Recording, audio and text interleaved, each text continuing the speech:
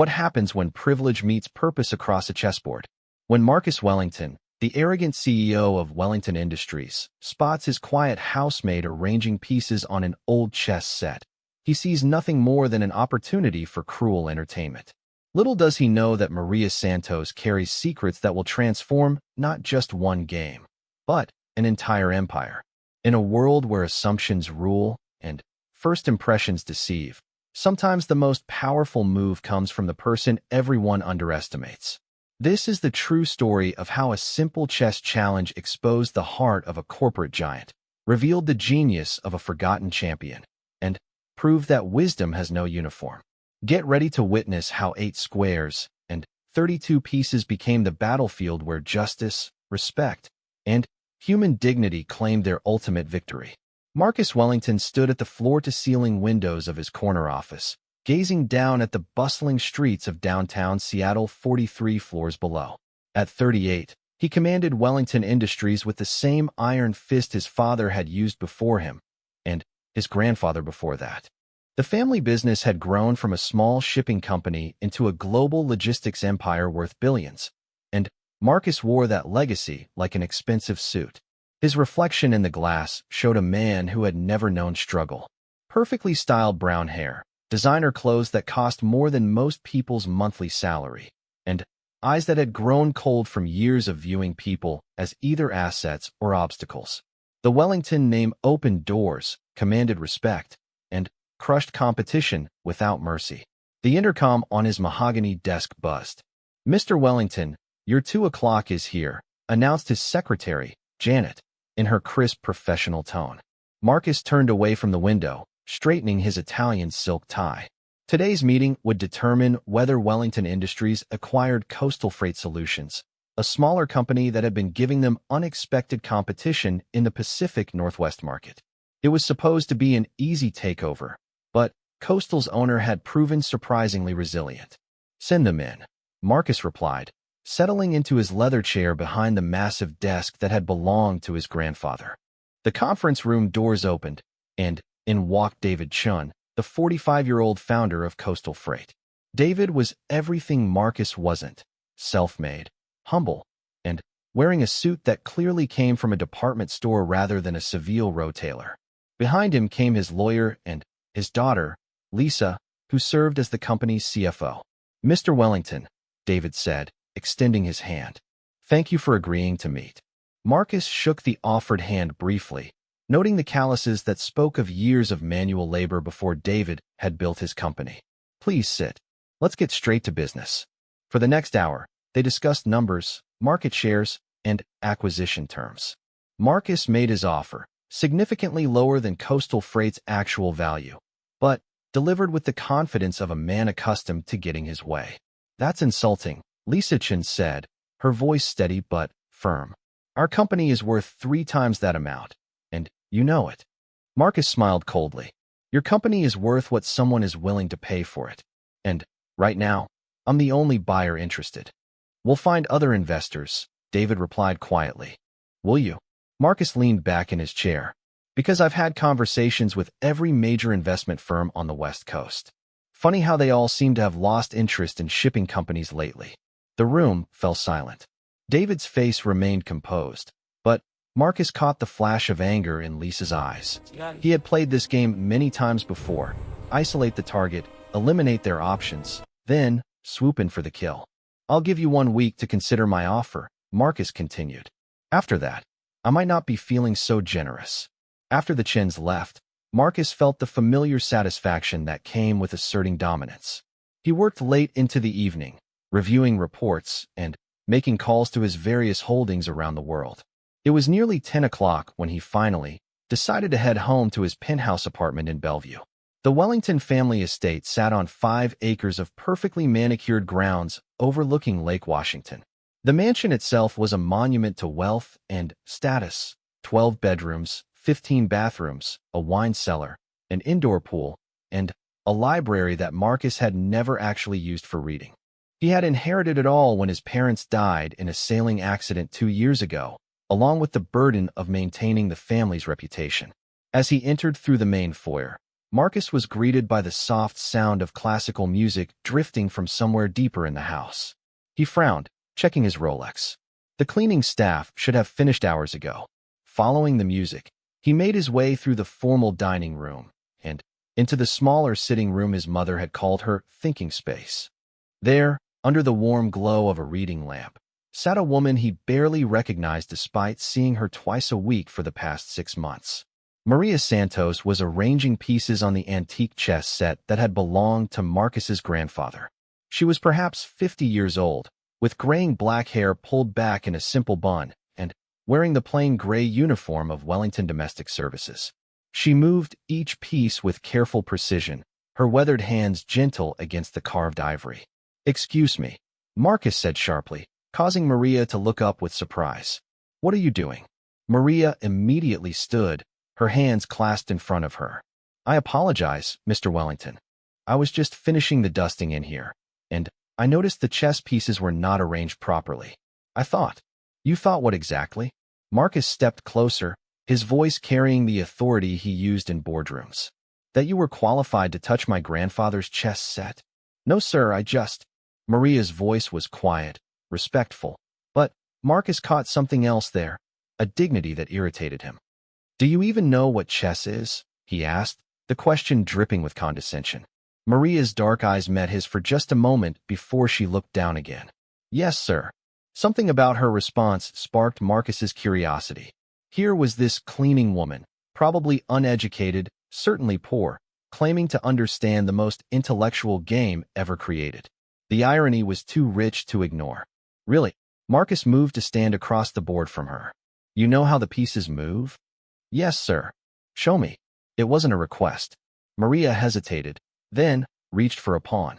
Her fingers moved it forward 2 squares in a standard opening move. Marcus watched, amused by what he assumed was beginner's luck or perhaps something she had seen on television. "Interesting," he said, moving his own pawn to mirror hers. "Where did you learn?" "My father taught me," Maria replied softly, moving another piece. Marcus made his next move quickly, confidently. He had been captain of his prep school chess team and had maintained his skills through games with business associates. This would be entertaining for a few minutes before he sent her home. But, as the game progressed, Marcus's amusement began to shift toward concentration. Maria's moves were not the random attempts of an amateur. There was strategy behind them, a deeper understanding that caught him off guard. "You're better than I expected," he admitted, though his tone still carried superiority. "Thank you, sir," Maria replied, moving her bishop in a way that suddenly put pressure on Marcus's position. The game continued, and Marcus found himself working harder than he had anticipated. Maria played quietly, thoughtfully, never showing emotion, but consistently making moves that forced him to think carefully about his responses. After 20 minutes, Marcus realized he was losing. Not just struggling, actually losing to his cleaning woman. The recognition hit him like a physical blow. How could this be happening? "You've played before," he said, studying the board with new respect. "Yes, sir. Many years ago." "Where? Who taught you to play like this?" Maria's hands remained folded in her lap. "It was a long time ago, Mr. Wellington." Marcus moved his king, but he could see the trap closing around his pieces. 3 moves later, Maria's quiet voice said, "Checkmate." He stared at the board, trying to process what had just happened. Marcus Wellington, heir to a business empire, graduate of Harvard Business School, had been soundly defeated by a woman who cleaned his house for minimum wage. How? The word came out harsher than he intended. Maria began resetting the pieces, her movements careful and precise. "Would you like another game, sir?" The question hung in the air. Marcus felt his pride warring with his curiosity. Part of him wanted to dismiss her, to pretend this had never happened.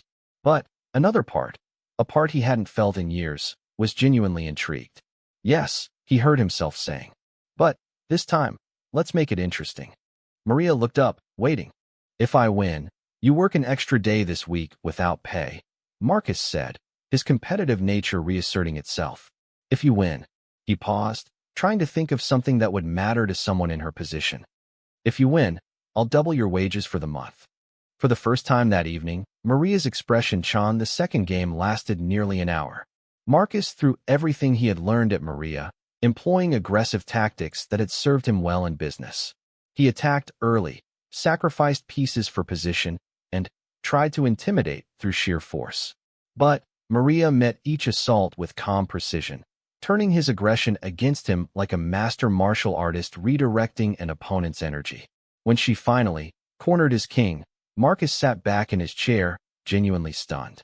2 for 2, he said, though he couldn't keep the admiration entirely out of his voice.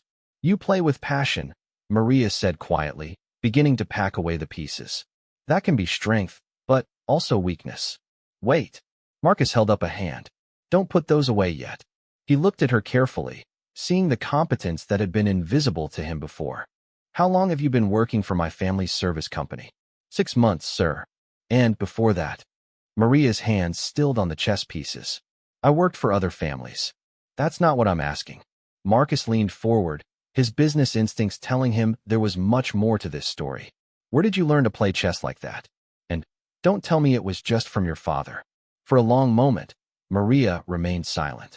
Marcus could see her weighing something, deciding how much truth she was willing to share. I played competitively, she said finally. Many years ago. Competitively? Like in tournaments? Yes, sir. Marcus felt a chill of recognition. What was your name? I mean, your full name when you played. Maria Elena Santos Rodriguez, she replied, and, for the first time that evening, she met his eyes directly. The name hit Marcus like a thunderbolt. He had been following chess since his prep school days, had read about the game's greatest players and most famous matches. Maria Elena Santos Rodriguez wasn't just any competitive player. She was a legend. Holy! Marcus caught himself, then said more quietly, You're the Maria Santos Rodriguez. 5-time Pan-American women's chess champion. The woman who beat Gary Petrov in the exhibition match in Mexico City. Maria nodded slowly, a complex mixture of pride and sadness crossing her features. But you disappeared, Marcus continued, his mind racing to piece together what he remembered. Mid-1990s, you were one of the top women players in the world. And then, you just vanished from competitive play. There were rumors, but no one knew what happened to you. Life happened, Mr. Wellington. Tell me. It wasn't a command this time, but a genuine request. Maria looked down at her hands, weathered now by years of cleaning and scrubbing. I was 28 when I won my 5th Pan American title. I was ranked 7th in the world among women players, and I had qualified for the Women's World Championship cycle. Everything I had worked for since I was 7 years old was finally within reach. She paused, her fingers absently arranging and rearranging the chess pieces. My husband, Carlos, was a journalist. He was investigating corruption in the Mexico City government, following money that led to some very dangerous people. One night, he didn't come home. Her voice remained steady, but Marcus could hear the pain beneath it. They found his body 3 days later. The police said it was a robbery gone wrong, but Carlos had called me that afternoon. He said he was close to breaking the story, that we might need to leave Mexico quickly. Marcus felt his chest tighten. This wasn't the story he had expected. I knew Carlos's death wasn't random, Maria continued. And I knew they might come for me too, especially if they thought he had shared information with me. I had to choose between pursuing the world championship and protecting my daughter. You had a daughter? Isabella. She was only 6 years old. Maria's voice softened. I liquidated everything I owned, took Isabella, and we disappeared. We moved to Texas first, then California, working wherever we could find jobs. I couldn't risk playing competitive chess. It would have made us too visible. But you could have resumed your career eventually, Marcus said. Once things cooled down. Maria shook her head. By the time Isabella was old enough for me to consider it, I was too old and had been away too long. The chess world moves on quickly. New young players, new technologies, new training methods. I was yesterday's news. Marcus stared at the chessboard, trying to process what he had just learned. One of the world's greatest female chess players had been cleaning his house, and he had never bothered to see her as anything more than invisible help. Where is Isabella now? He asked. For the first time that evening, Maria smiled, a genuine, warm expression that transformed her face entirely. She's a doctor. Pediatric surgery at Seattle Children's Hospital. She has no idea that her mother once beat some of the best chess players in the world. She doesn't know? I never told her about my chess career. I wanted her to focus on her own dreams, not feel burdened by mine. Maria's pride in her daughter was unmistakable. Everything I gave up was worth it to see her succeed. Marcus sat back in his chair, feeling something he rarely experienced: humility. Here was a woman who had sacrificed everything for her child's safety and future, who had hidden one of the most remarkable chess minds he had ever encountered behind a uniform and a mop bucket. "Why are you still working as a housekeeper?" he asked. "Surely with your daughter successful, you could." "I like working," Maria said simply. "And I'm good at it." "There's dignity in any honest work, Mr. Wellington." The gentle rebuke stung because it was completely accurate. Marcus had never considered that someone might choose work that he considered beneath his notice. "But don't you miss it? The competition, the recognition?" Maria picked up the white king, turning it slowly in her fingers. "I miss the beauty of the game. The way a perfect combination can unfold like a piece of music. The moment when you see the solution that your opponent hasn't yet recognized." She set the piece down carefully. "But I don't miss the pressure or the constant need to prove myself in a world that often didn't welcome women." "Would you ever consider playing again? I mean, there are senior tournaments, exhibition matches." "I'm not the same player I was," Maria replied. "And that's okay. That person, Maria Santos Rodriguez, the chess champion, she served her purpose. Now I'm just Maria Santos, and that's enough." But Marcus could see in her eyes that it wasn't entirely true. There was still a spark there, a competitive fire that had been banked but never completely extinguished. "What if I told you that Wellington Industries sponsors several chess tournaments each year?" Marcus said, an idea beginning to form. "We have a corporate foundation that supports youth chess programs, adult education initiatives." "Mr. Wellington, I don't need charity." "It's not charity," Marcus said quickly. It's recognizing talent that's been overlooked." He paused, then made a decision that surprised even him. "What if I offered you a position with our foundation? Developing chess programs, maybe coaching young players?" Maria studied his face carefully. "Why would you do that?" It was a fair question. 12 hours ago, Marcus would have laughed at the idea of offering a job to someone he considered cleaning staff. But sitting here now, having been thoroughly outplayed by one of the greatest minds in chess history, he found his perspective fundamentally altered. "Because I've spent my entire life assuming I was the smartest person in the room," he said honestly. "Tonight you showed me how wrong I can be. Maybe it's time I started paying attention to people I've been overlooking." Maria was quiet for a long moment. "The foundation position, would it pay enough to live on?" "It would pay considerably more than housekeeping," Marcus assured her. "I'll need to think about it," Maria said finally. "This has been my life for many years. Change isn't always easy." "Of course.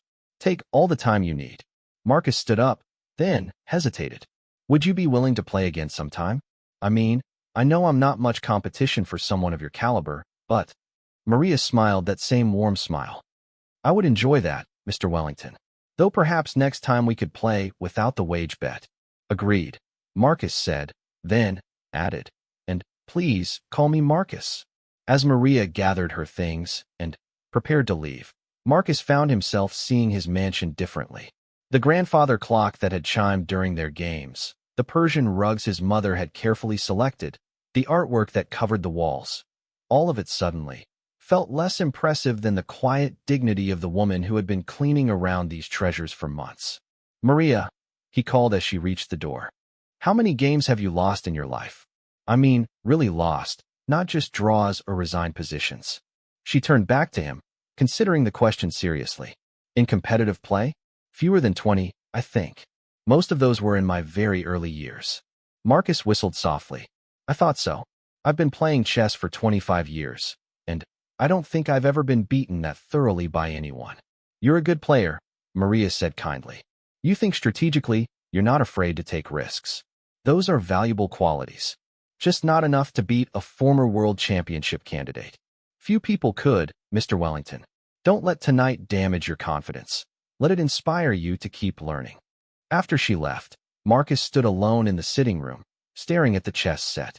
The pieces sat exactly as his grandfather had always arranged them, but everything else had changed.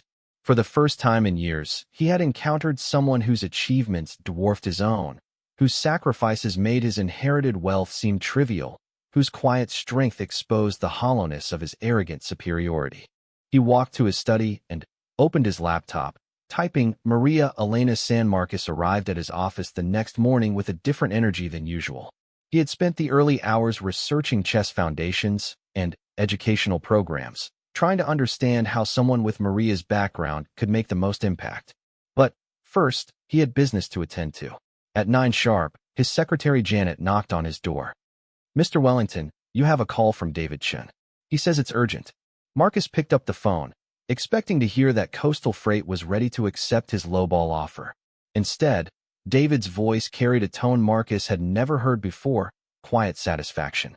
"Mr. Wellington, I wanted to let you know that we've secured funding. Peninsula Capital Group has agreed to invest $15 million in Coastal Freight. We'll be expanding our operations instead of selling." Marcus felt his stomach drop. Peninsula Capital was headed by Sarah Chun, David's sister, and one of the most successful venture capitalists on the West Coast. He had underestimated the Chun family's connections. "I see," Marcus said carefully. "Well, congratulations on your creative solution. There's more," David continued. "We're also filing a complaint with the Federal Trade Commission about your interference with our other potential investors. We have documentation of the conversations you had with various investment firms." The line went dead. Marcus stared at the phone, realizing that his usual tactics had not only failed, but potentially exposed him to legal complications. He had been so confident in his ability to manipulate the situation that he hadn't considered the possibility of a sophisticated counterattack. Janet knocked again. "Sir, your 10 o'clock is here, the quarterly Foundation Board meeting." Marcus had completely forgotten about the Wellington Foundation meeting. He walked into the large conference room, where 6 board members sat around the polished table, reviewing documents and discussing various charitable initiatives. "Good morning, everyone," Marcus said, taking his seat at the head of the table. "I apologize for being a few minutes late." Margaret Thornton, the Foundation's elderly chairwoman, smiled at him. "No problem at all, Marcus. We were just reviewing the chess education programs. The youth tournaments have been quite successful this year." "Actually," Marcus said, surprising himself, "I'd like to discuss expanding our chess initiatives. I have some ideas about bringing in more experienced coaching and developing programs for underserved communities." The board members exchanged glances. Marcus had never shown much interest in the Foundation's day-to-day operations before. "That's wonderful," said Dr. Patricia Kim, who ran the education committee. "Do you have specific ideas about implementation?" Marcus found himself describing programs he had researched just hours earlier. After-school chess clubs, adult learning centers, tournament support for players who couldn't afford registration fees. As he spoke, he thought about Maria's quiet dignity and her daughter's success, and how many other talents might be hidden in plain sight throughout the city. "These are ambitious proposals," Margaret said when he finished. "Do you have someone in mind to coordinate such an expansion?" "I might," Marcus replied. "I'll need to have some conversations first." After the meeting, Marcus drove across town to Seattle Children's Hospital.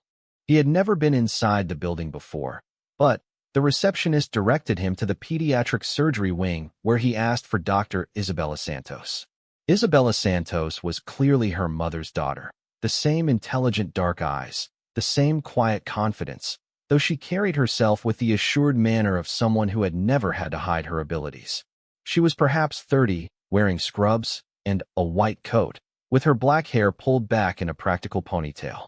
"Mr. Wellington," she said, clearly puzzled by his unexpected visit. "Is everything all right? Is this about my mother?" "Your mother is fine," Marcus assured her quickly. "Actually, I was hoping we could talk about her. Is there somewhere private we could speak?" Isabella led him to a small consultation room, her concern evident. "Mr. Wellington, my mother has worked for your family's service for months. If there's a problem—" "There's no problem," Marcus interrupted. "In fact, quite the opposite. I discovered last night that your mother is Maria Elena Santos Rodriguez." Isabella's face went completely blank. "I'm sorry, what?" "The chess champion. 5-time Pan-American champion. Former world championship candidate." Marcus watched her carefully. "You really don't know, do you? Chess champion?" Isabella sank into a chair. "My mother? But that's impossible. She's worked in housekeeping her whole life. She never mentioned anything about chess. Marcus spent the next 20 minutes telling Isabella about the previous evening's games and everything Maria had shared about her past. He watched Isabella's expressions change from disbelief to amazement to something that looked like grief. She gave up everything, Isabella said finally, her voice barely above a whisper. For me, she said, every sacrifice was worth it to see you succeed. But I had no idea. All those years, she was working multiple jobs to put me through school, to pay for my medical education. I thought she was just being strong. I never realized she was giving up her dreams. She doesn't see it that way, Marcus said gently. She's incredibly proud of what you've accomplished. She lit up when she talked about your work here. Isabella wiped her eyes, then looked at Marcus with new intensity. Why are you telling me this? What do you want? I want to offer your mother a position with our foundation, developing chess education programs. But I think she's hesitant to accept it. She's been invisible for so long that the idea of stepping back into that world might feel overwhelming. What kind of position exactly? Marcus outlined his ideas for expanding the Foundation's chess programs, emphasizing how someone with Maria's background could transform chess education in underserved communities. Isabella listened intently, asking thoughtful questions that reminded him strongly of her mother's analytical approach. She would be perfect for that, Isabella said finally. But, you're right, she might be too afraid to take the risk. Would you be willing to talk to her? Not to pressure her, but to let her know that it's okay to reclaim that part of herself. Isabella nodded slowly. I think I need to have a long conversation with my mother about a lot of things. That evening, Marcus waited in his sitting room, hoping Maria would arrive for her regular cleaning schedule. She appeared at 7 o'clock, carrying her supplies, and moving with the quiet efficiency he had observed but never truly noticed before. Good evening, Mr. Wellington, she said, setting down her bucket. Maria, please sit down. We need to talk. She perched carefully on the edge of the same chair where she had defeated him at chess the night before. Is this about the foundation position? Because I've been thinking. Actually, I spoke with your daughter today. Maria's eyes widened, and, for the first time since he had known her, she looked genuinely alarmed. You want to see Isabella? Why? Because I wanted to understand why someone with your talents was content to remain invisible. I thought maybe she could help me understand. Mr. Wellington, you had no right. You're absolutely correct, Marcus said quickly. I overstepped, and I apologize. But, Maria, your daughter had no idea about your chess career. None at all. Maria's hands clenched in her lap. That was intentional. I know, and I think I understand why. But Isabella is a grown woman now, a successful doctor, someone who could handle knowing that her mother was once one of the greatest chess players in the world. It would only make her feel guilty about what I gave up. Or it might make her incredibly proud to know that her mother was brave enough to sacrifice everything for her daughter's future, and talented enough to have been great at whatever she chose to do. Marcus leaned forward. Maria, Isabella is brilliant. She asked questions about the foundation programs that showed she understood immediately what kind of impact you could have. She has your mind. She has her own mind, Maria said firmly. That's what matters. What if I told you that she wants to talk to you about all of this? That she's not angry or guilty, but amazed and proud? Maria was quiet for a long moment. You really think the foundation work could make a difference? I know it could. With your background, your understanding of how chess can develop critical thinking skills, your experience working with people from different backgrounds, you could create something remarkable. I would need to learn about modern chess education methods, new technologies. We would provide training, resources, whatever you need.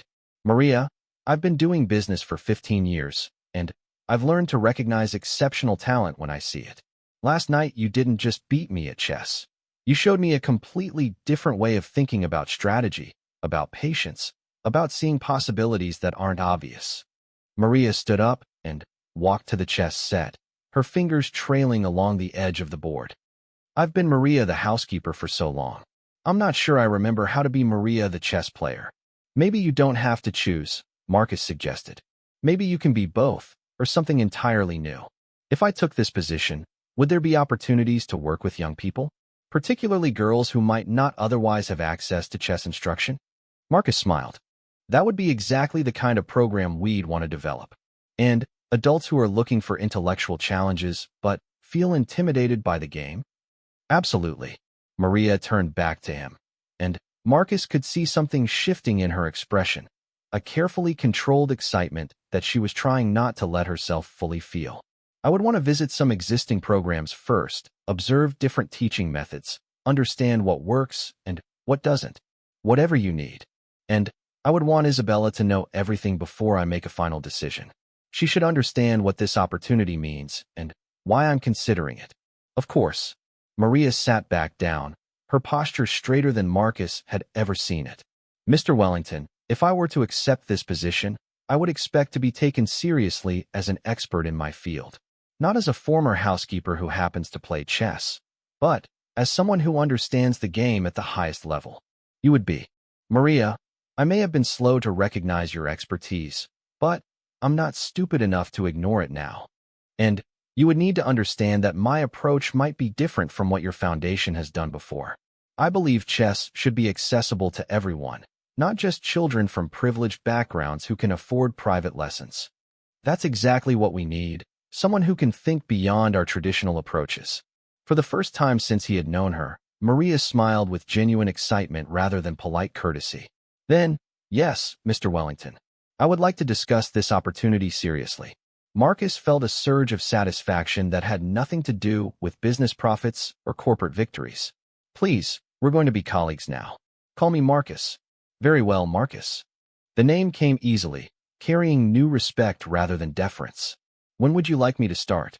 How about we begin with you having dinner with Isabella tonight, sharing everything about your past that you've kept hidden. Then, tomorrow, we'll visit some chess programs around the city and start planning how to change the way people think about this game.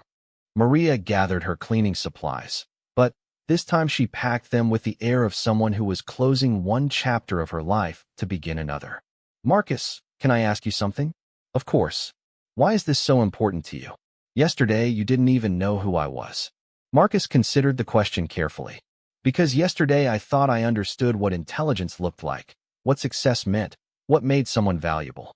In one evening, you showed me how limited my understanding has been. I've been so busy looking at the world from the top down that I've missed most of what matters. And what matters? Recognizing talent wherever it exists. Creating opportunities 3 weeks after Maria's first day as Director of Chess Education at the Wellington Foundation, Marcus stood in the gymnasium of Roosevelt Middle School, watching something he had never seen before. 47 students from ages 8 to 14 sat at folding tables, completely absorbed in chess games while Maria moved between them, offering quiet guidance and encouragement. These weren't the privileged children from his own prep school background. Roosevelt Middle School served one of Seattle's most economically challenged neighborhoods, and many of these students had never seen a chessboard before Maria's program began. Yet here they were, thinking 5 moves ahead, planning strategies, and discovering capabilities they didn't know they possessed. Your move, Mr. Wellington, said Keisha, a 12-year-old who had asked Marcus to play a demonstration game. She had been learning chess for exactly 17 days. Marcus studied the board, realizing with growing amazement that this 6th grader had built a position that was going to cost him his queen in 3 moves. He made what he hoped was the least damaging response, but Keisha immediately pounced on the tactical opportunity he had missed. Checkmate, she announced with a grin that lit up her entire face. The other students at nearby tables cheered, and Marcus found himself applauding along with them. In 3 weeks, Maria had created something that went far beyond chess instruction. She had built a community where intellectual achievement was celebrated and strategic thinking was seen as both challenging and fun. How did you see that combination? Marcus asked Keisha. Miss Maria taught us to always look for what the other person can't see, Keisha replied. She says chess is like life. You have to think about what might happen next, not just what's happening right now. Marcus glanced across the room where Maria was helping a shy boy named Carlos work through his first tournament game. She caught Marcus's eye and smiled, the same warm expression that had surprised him that first evening. But now he saw it regularly and understood it as one of her greatest teaching tools. After the session ended and the students had left with excited chatter about next week's inter-school tournament, Marcus helped Maria pack up the chess sets and boards. 47 kids, he said, shaking his head. When you started, we thought maybe 15 would show up consistently. Children want to learn, Maria replied, carefully placing pieces in their designated boxes. They just need someone to believe they can do it. Isabella was right about you, Marcus said. You're a natural teacher. But, more than that, you're changing how these kids see themselves. The past 3 weeks had been a revelation for Marcus in ways he hadn't expected. Working closely with Maria on program development had shown him an approach to leadership he had never considered. Where he had always led through authority and control, Maria led through inspiration and support. Where he had motivated through competition and pressure, she motivated through encouragement and possibility. Her methods were producing remarkable results. The Roosevelt program had expanded from 1 afternoon per week to 3. 2 other middle schools had requested similar programs. The Adult Learning Center in Pioneer Square had a waiting list of 30 people wanting to join Maria's evening classes. But the most dramatic change had been in Marcus himself. I had lunch with David Chin yesterday, Marcus told Maria as they loaded equipment into his car. The man from Coastal Freight? How did that go? Better than I expected. Marcus had called David a week after their chess conversation, asking for a meeting. Instead of trying to resurrect the failed acquisition, he had proposed something entirely different.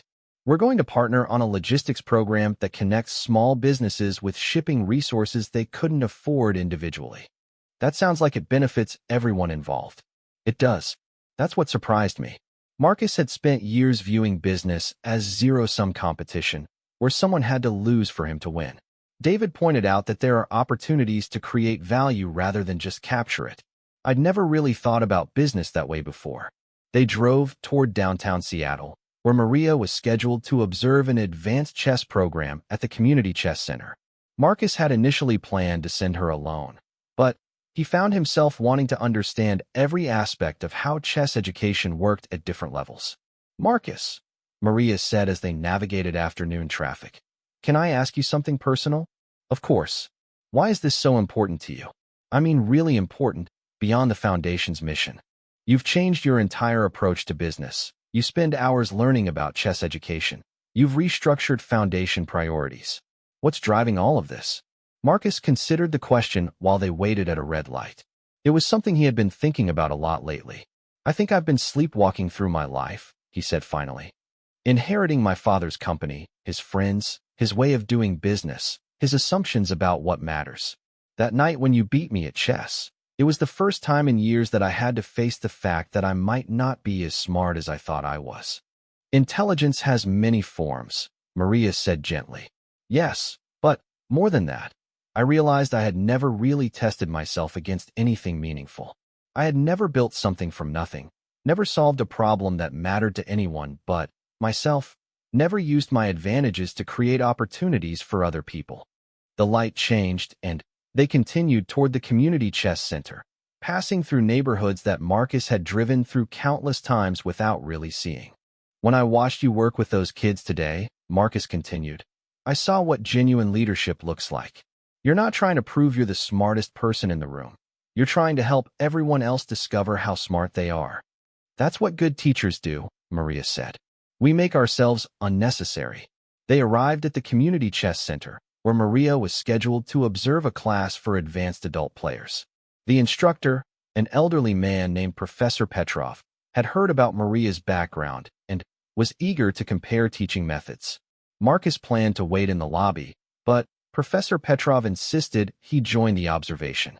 Any friend of Maria Elena Santos Rodriguez is welcome in my classroom, he said with the thick Russian accent that marked many chess masters of his generation. The advanced class was unlike anything Marcus had ever seen. 20 adults ranging from college age to retirement sat around chess boards, working through complex positions while Professor Petrov explained strategic concepts that went far beyond Marcus's understanding. These weren't casual players. They were serious students of the game, and their respect for Maria's expertise was immediately evident. Miss Santos Rodriguez, said a woman in her 60s, I've been studying your game against Petrov in Mexico City for years. The knight's sacrifice on move 32 was brilliant. Thank you, Maria replied. But Marcus could see her slight discomfort with being recognized for her competitive past. Though I must say, The position was complex enough that several moves could have worked. "Would you be willing to analyze it with us?" asked a young man wearing a Boeing Company jacket. "I've never had the chance to study a Grandmaster-level game with one of the actual players." Marcus watched Maria's face as she considered the request. For weeks now, she had focused entirely on teaching beginners and intermediate players, avoiding any spotlight that might draw attention to her competitive achievements. But these were serious students who genuinely wanted to learn from her expertise. "Very well," Maria said, moving to the demonstration board at the front of the room. "But let's not just look at this one game. Let's use it to explore some general principles about piece activity in closed positions." For the next hour, Marcus witnessed something extraordinary. Maria transformed from the quiet, supportive teacher he had come to know into the sharp, analytical mind that had once competed at the highest levels of chess. She dissected the famous game move by move, explaining not just what she had done, but why she had chosen each option and what alternatives she had considered. The students hung on every word, asking sophisticated questions that pushed Maria to articulate concepts she had internalized decades ago.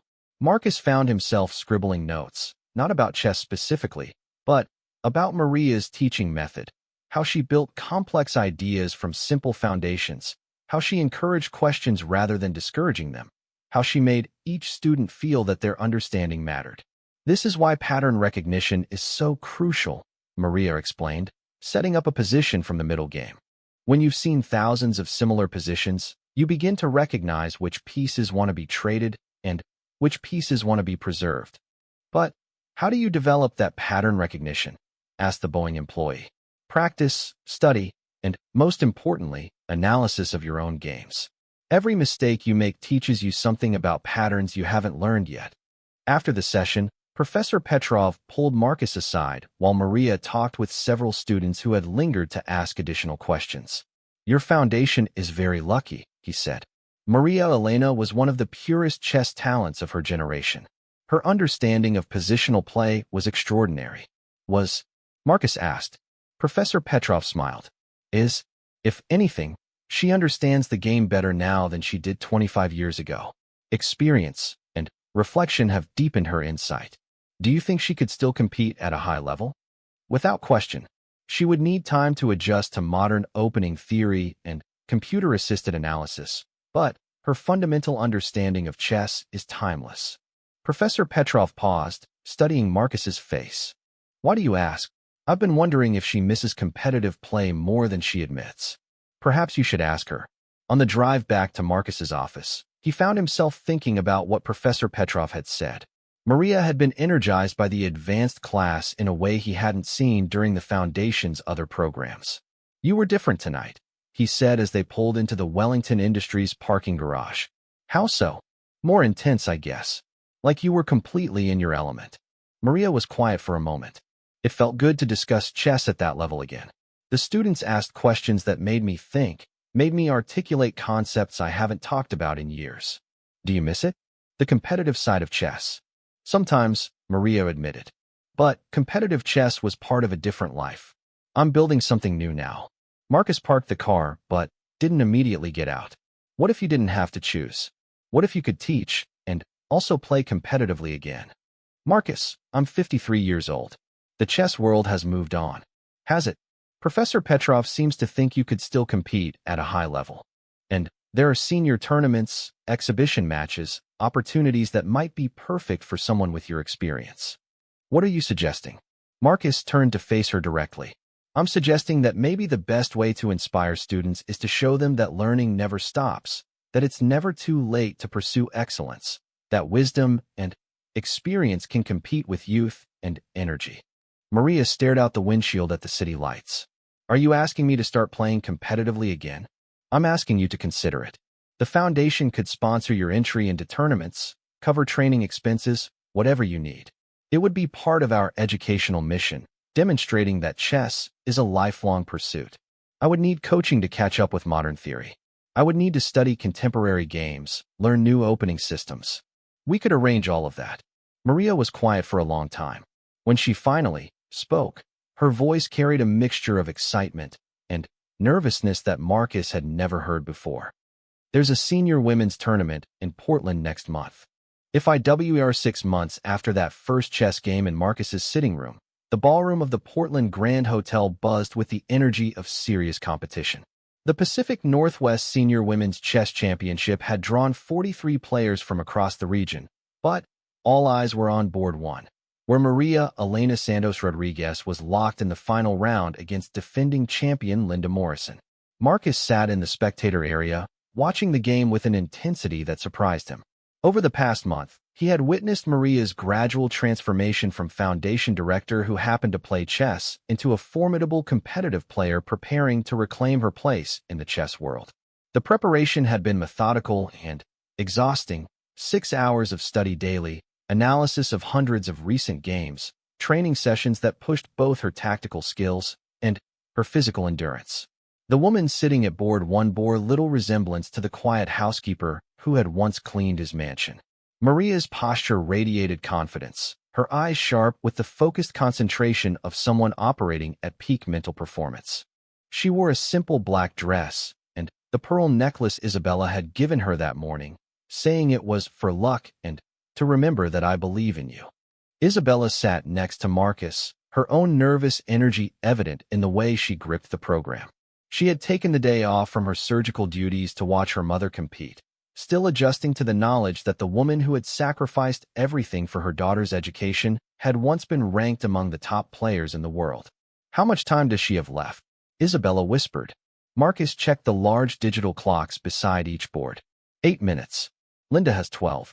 The position on the board was complex, arising from a queen's gambit that had transformed into the kind of strategic battle that favored Maria's positional understanding. But Linda Morrison was no casual opponent. She had won this tournament 3 consecutive years and had represented the United States in international senior competitions. Professor Petrov, who had worked with Maria during her preparation, leaned forward in his seat. "This is the critical moment," he murmured. "Maria has built pressure gradually for the past 20 moves. Now she must find the breakthrough." Maria studied the position for 3 minutes, her hand hovering over her pieces as she calculated variations. Marcus had spent enough time training with her to recognize the signs: the slight narrowing of her eyes, the way her breathing deepened when she was working through complex tactical sequences. Then, she moved her rook to e8, a quiet move that looked almost passive. Linda frowned, studying the board more carefully. The spectators murmured softly, unsure what Maria had accomplished. "Brilliant," Professor Petrov whispered. "The rook move prepares a knight's sacrifice that Linda cannot prevent." Sure enough, Linda spent her remaining time trying to find a defense against the tactical blow that Maria had prepared.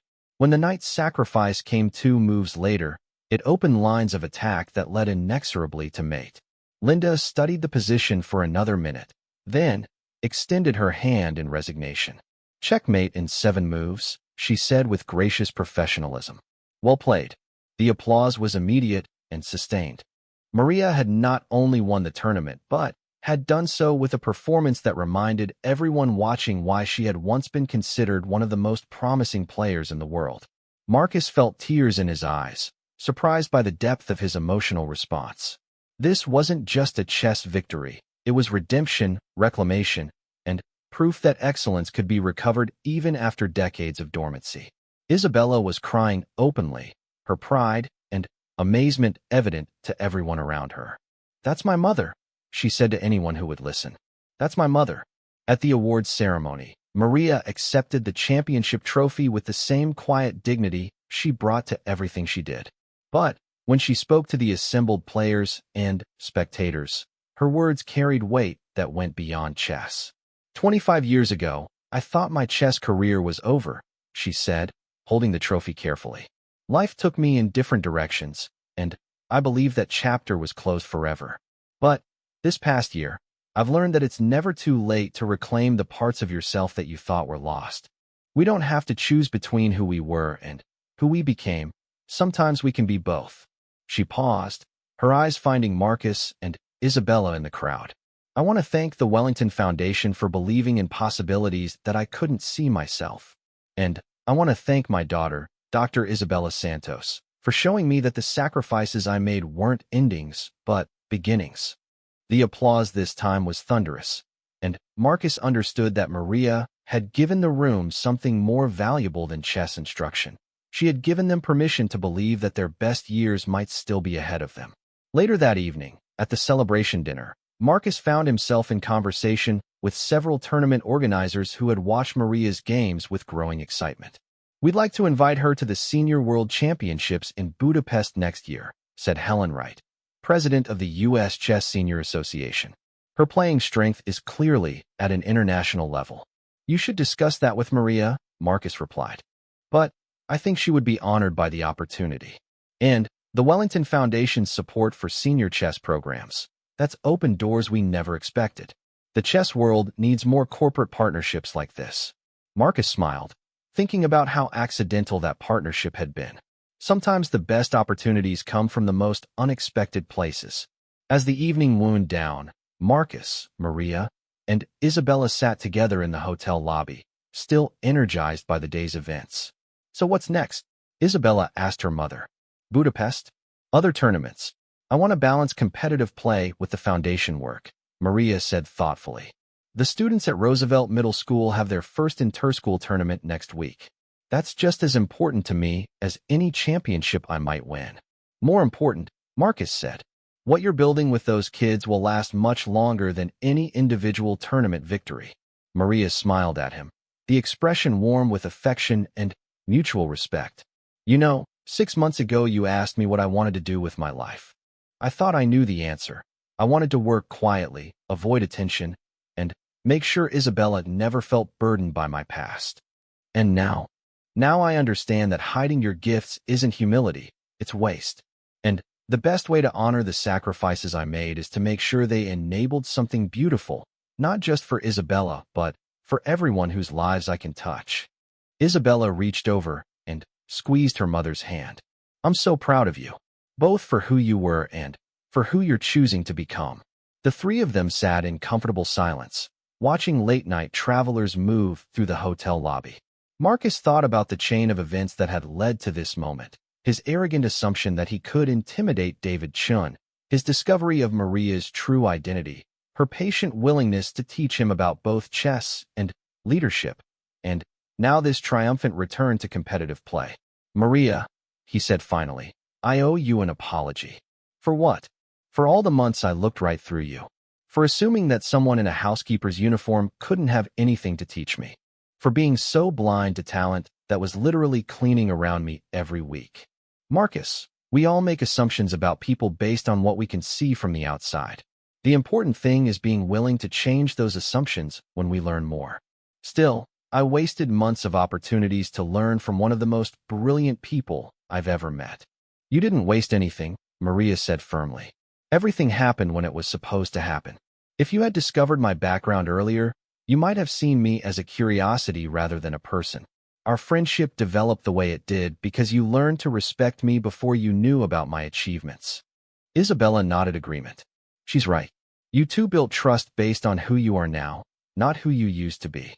Marcus considered this, realizing there was wisdom in Maria's perspective that extended far beyond their personal relationship. In business, in foundation work, in every aspect of his life, he had been learning to see people more clearly, to look beyond surface appearances and easy categories. "So what's next for Wellington Industries?" Maria asked. "Any more David Chin situations that need a different approach?" "Actually, yes. Marcus had been thinking about this for weeks. I want to restructure how we evaluate acquisition targets. Instead of looking for companies we can dominate, I want to find partners who can teach us something we don't already know." "That sounds risky," Isabella said. "It is. But so is assuming you're always the smartest person in the room. Maria taught me that the most valuable partnerships often come from the most unexpected places." As they prepared to leave Portland the next morning, Marcus drove them past several chess clubs and community centers, pointing out programs that could serve as models for Wellington Foundation expansions. "The Portland Chess Academy has an interesting approach to adult education," he noted. "They combine chess instruction with financial literacy workshops, computer skills training, and job placement services. Chess as a gateway to other forms of learning," Maria said approvingly. "I like that concept. What if we developed something similar in Seattle? Partner with community colleges, job training programs, maybe even some of the tech companies who are always complaining about finding qualified employees. You're thinking about chess education as workforce development? Isabella asked. Why not? Marcus replied. Chess develops exactly the kinds of analytical and strategic thinking skills that employers value. If we can demonstrate that connection, we can attract funding from sources that might not support traditional chess programs. Maria laughed softly. 6 months ago, you were a traditional businessman who saw chess as an elite hobby. Now you're talking about it as social policy. I had a good teacher, Marcus said. Actually, I had the best teacher, someone who understood that the most important lessons often come disguised as something completely different. As they drove north toward Seattle, Marcus reflected on how completely his life had changed since that evening when he had challenged his housekeeper to a chess game. The arrogant CEO who had tried to intimidate David Chun had been replaced by someone who looked for opportunities to collaborate rather than dominate. The man who had inherited wealth and assumed that made him wise had been replaced by someone who understood that true wisdom often wore humble clothes and spoke in quiet voices. Most importantly, the person who had once seen other people as either assets or obstacles had learned to see them as sources of unexpected possibility, knowledge, and friendship. Wellington Industries was more profitable than ever, but more than that, it was becoming the kind of company that created value for everyone it touched. The Wellington Foundation's chess programs were expanding rapidly, but more than that, they were proving that intellectual excellence had no geographic, economic, or social boundaries. And Maria Elena Santos Rodriguez, who had once hidden her genius behind a mop bucket and a humble uniform, was reclaiming her place as one of the most compelling chess minds of her generation while simultaneously building educational programs that would influence thousands of young people. One more question, Isabella said as they approached the Seattle city limits. What happens when my mother beats you in a tournament someday? Marcus and Maria exchanged glances, then burst into laughter. That would be the proudest moment of my chess career, Marcus said. Getting defeated by Maria on a stage where everyone could see exactly how brilliant she really is. You might not have to wait long for that opportunity, Maria said with a competitive smile that reminded Marcus why she had once been feared by grandmasters around the world. The grandfather clock in Marcus's office was chiming noon when they returned to Seattle, where 47 middle school students were waiting for their chess lesson, where Foundation board members were eager to discuss expanding programs to other cities, and where the most important game of all, the one where everyone could win, was just beginning. The pieces were set, the players were ready, and the most powerful moves were still to come. You gonna test myself? That might be a good place to start. Marcus felt a surge of anticipation. What would you need to prepare for it? Time to study, access to modern chess databases, someone to practice with who could push me tactically. She paused, then looked at him with a slight smile. Think you're up for being a training partner? I'd be honored, Marcus said, though I suspect I'm going to lose a lot of games. Probably, Maria agreed. But losing to someone better than you is one of the best ways to improve. As they walked toward the building, Marcus realized that everything was about to change again. The Foundation's chess programs were already exceeding expectations, but if Maria returned to competitive play, they could demonstrate something even more powerful. That excellence had no expiration date, that talent could be rediscovered and developed at any age, and that the most important competition was always against your own previous limitations. 3 months ago, Marcus had thought he understood what success looked like. Tonight, watching Maria work with serious chess students and seeing the possibility of her return to competitive play, he was beginning to understand what achievement really meant. It wasn't about winning or losing, acquiring or controlling. It was about becoming the best version of yourself and helping others do the same. The grandfather clock in his office chimed 9 as they settled down to plan Maria's preparation for the Portland tournament. Outside the windows, Seattle sparkled in the darkness, and inside, two people who had found their partnership in the most unexpected way prepared to prove that the most powerful moves in any game come from careful planning, patient development, and the courage to reach for possibilities that others might not even see. For people to use their gifts. Understanding that the most important qualities, wisdom, dignity, perseverance, don't have anything to do with bank accounts or family names. Maria nodded approvingly. That's a good place to start. Tomorrow we'll see if you can turn those insights into action. As she left, Marcus realized that everything about his life was about to change. The coastal freight situation had shown him the limitations of his old approaches to business. Maria had shown him the limitations of his assumptions about people. Tomorrow he would begin learning how to build rather than just acquire, how to develop talent rather than just exploit it, how to create value that couldn't be measured in quarterly reports. The grandfather clock chimed 8 o'clock as Marcus reset the chess pieces, already looking forward to their next game. But, more than that, he was looking forward to discovering what other talents were hidden in plain sight throughout his world, waiting for someone to pay attention, to ask the right questions, to see beyond the surface of things. For the first time in years, Marcus Wellington felt like he was about to become the person he was supposed to be, rather than just the person he had inherited the right to be. And it all started with a woman who had beaten him at chess and shown him that the most powerful moves often come from the most unexpected places. T.O.S. Rodriguez chess into the search engine. The results filled his screen. Tournament victories, exhibition matches, newspaper articles in both English and Spanish documenting the rise of a chess prodigy from a modest family in Guadalajara. There were photos of a younger Maria holding trophies, her eyes bright with the joy of competition, her face filled with the confidence that came from being one of the best in the world at something she loved. The articles chronicled her rise through the ranks, her signature playing style described as deceptively quiet and tactically brilliant, her ability to find winning combinations that other masters missed entirely. One article called her Mexico's chess treasure and predicted she would become the first Latin American woman to compete for the World Championship. And then, in 1994, the article stopped. The last entry Marcus found was a tournament report noting her withdrawal from the candidates tournament due to personal circumstances. After that, Maria Elena Santos Rodriguez simply vanished from the chess world as if she had never existed. Marcus closed the laptop and walked to the window overlooking the lake. In the reflection of the glass, he saw a man who was beginning to understand how much he didn't know about the people around him. Tomorrow, he would start asking different questions and paying attention to different things. Tonight had taught him that genius could hide in plain sight, that dignity had nothing to do with bank accounts, and that the most important lessons sometimes came from the most unexpected teachers. The clock chimed midnight as Marcus finally turned off the lights and headed upstairs. In a few hours, he would be back in his office, making deals and commanding meetings. But he would never again assume he was the smartest person in the room, because he now knew that true intelligence often wore humble clothes and spoke in quiet voices. And somewhere across the city, Maria Santos was arriving at her small apartment, hanging up her gray uniform, and perhaps, just perhaps, thinking about what it might feel like to play chess seriously again. Get slightly. Not eagerness exactly, but something that might have been determination. Very well, sir.